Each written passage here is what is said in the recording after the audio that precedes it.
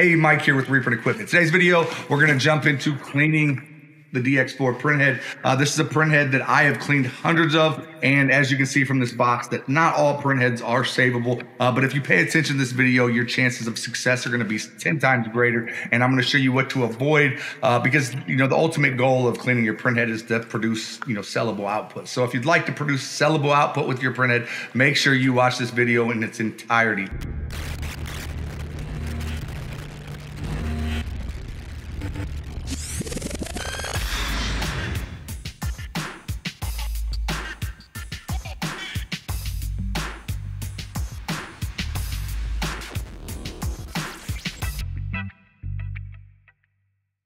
All right, so before we jump in, I'd like to show you what not to do to your printhead. And we need to resist the urge of trying to force anything through our printhead. I just opened up about 10 different printheads. I took the nozzle plate off, and it was apparent.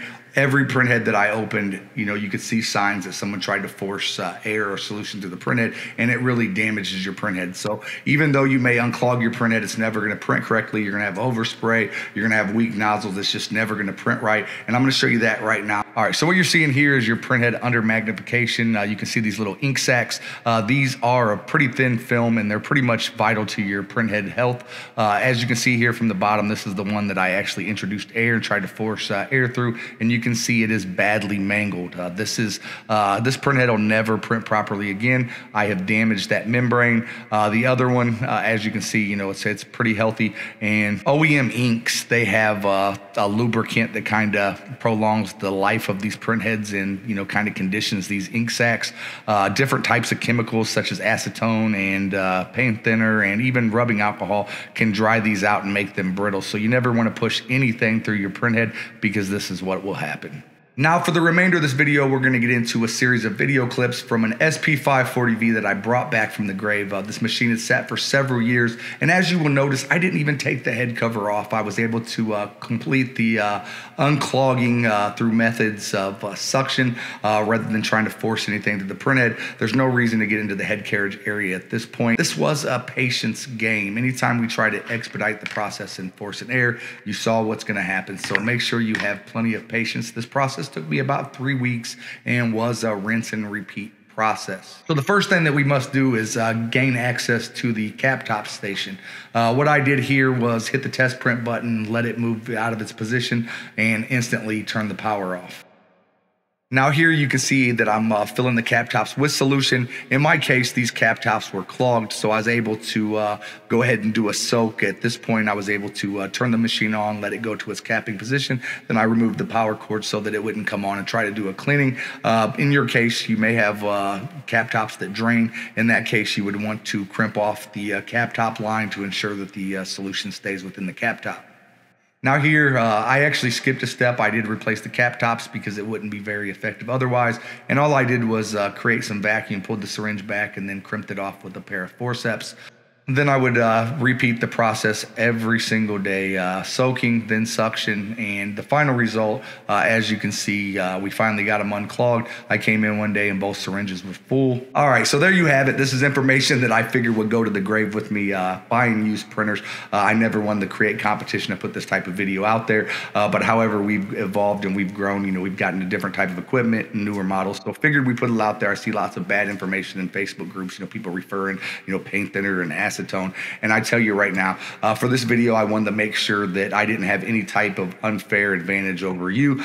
So I just used, good old OEM solution for this cleaning process, which did take me a lot longer than my home brew, which I will have on my website. Initially, I didn't want to put it out there. I didn't want this to come off as a sales video, but I figured lots of people, would want to know where you got your solution. And there's nothing that I can really recommend other than OEM solution, except for my product, which is the majority is this with the active ingredient that makes it a little bit more aggressive, but not harmful on your printhead. Now you can take this as a grain of salt, but things like acetone and paint thinner, these will eat your printheads. They will eat the glue. They will tear up the nozzle surface, kind of like an acid. These little orifices that actually expel the ink, they will be enlarged from the, I've seen it all under a microscope. So make sure we're not using any type of paint thinner or acetone. And you may find people that have had results and they have unclogged printheads with this type of material, but I promise you they likely don't print like they should. They may have flow, they may print, but not like they should. So stay away from harsh cleaners like paint thinners and acetone. Thank you for watching this video. I wanted to make sure it was to the point on the cleaning process. So we will do other videos. I'm going to go a little bit more in depth on this printhead, show you actually, let's see, I have one sitting right here, Roland's new version of the DX4. Not many people are familiar with this printhead. It was actually created for their LEF version, but as you can see, it has a nice shiny gold nozzle plate on it. This is what we use nowadays. I replaced all the printheads. The machine that I unclogged in this video, it was for video purposes only. These printheads will be replaced. I will show you the print results. It actually printed pretty well in high quality mode. However, it doesn't produce sellable output in standard mode. So we will be replacing these printheads. I do have a lot of used printheads in the back. Typically when we replace a printhead, we'll throw it in some solution. I often sell these printers on eBay or different various sites as testers, or they may be, maybe you have an old XC or something that isn't cost effective to replace a bunch of heads. So if you're looking to buy used printheads, there will be some available on our website that we'll go ahead and put the nozzle check so you can know what type of quality you can expect. These printheads that are in this machine, they're pretty decent, and we will have them for sale on the website. So thank you for watching this video. Hopefully you're able to unclog your printhead. If not, if you're looking to sell your machine, please let me know. If you get worn out and you say, hey, I'm done with this, go ahead and contact us. I'd be glad to make you an offer on your machine. Thank you for watching, and see you in the next video. All right, so here we have the machine printing. As you can see from the nozzle check right here, they're not terrible. Would I consider this a victory? No. Just the output, I just changed some settings. We went ahead and did some fine tuning with a loop to make sure that the alignments were correct. And this is still not something I could put my name on and sell. The print quality is decent in high quality mode. It can print a whole lot better, but these 540Vs, they're slow enough in standard mode. Definitely don't want to see it printing in high quality mode. This is another good point when it comes to nozzle checks, that you can't really rely on nozzle checks alone to determine if a printer is worth purchasing. This may work for somebody. You may produce results that you could sell and actually budget for a new printhead. But we're going to go ahead and take these printheads out of this machine. We're going to bring it back to life. We're going to have a full video on the 540V. This thing I picked up for a $100 bill, and this is what I'm printing. I mean, I could make a little money with this machine.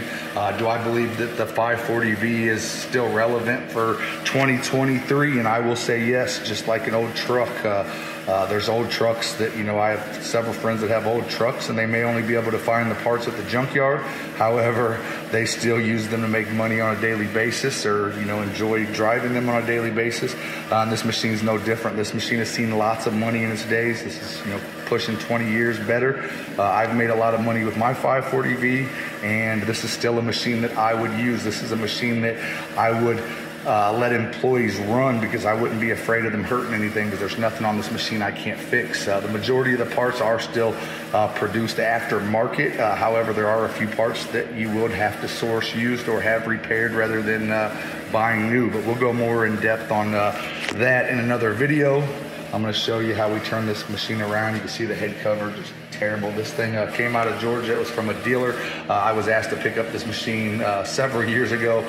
Unfortunately, due to time restraints, I never got around to it. And finally, they said, hey, we need to come get all these machines. Picked up 7 different Roland models from their location. And this one had sat for several years. So it's unbelievable that I could, that easily unclog these printheads and create output. There you go. There is some light banding going on in the prints, and I did do a test in high quality mode, and we got much better results, but it was like super slow. So this is standard speed. This is what you can expect to print on a 540V. Thank you guys for watching. Hopefully you learned something from this video, and I'll see you soon.